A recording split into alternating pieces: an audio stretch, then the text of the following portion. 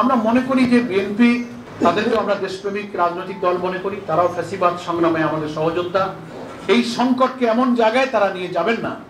আমরা একটা পরমত সহিষ্ণুতা এবং জাতির মৌলিক ইস্যুতে একটা জাতীয় ঐক্যের পরিবেশ তৈরি করে নাশকতাকারীদের অবশিষ্ট চক্রান্তটা আমরা নিঃশেষ করে দিতে পারি, এটি অবাধ নিরপেক্ষ নির্বাচনের পরিবেশে একটা ঐক্যমত গড়ে তুলে।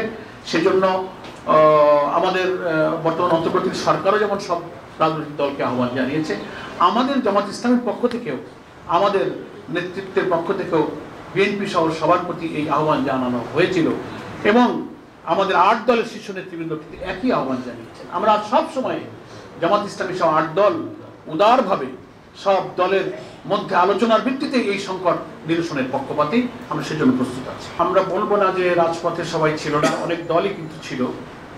বিএনপিকেও আমরা দেখেছি বিভিন্ন জায়গায় তারা অবস্থান নিয়েছে, মিছিল করেছে।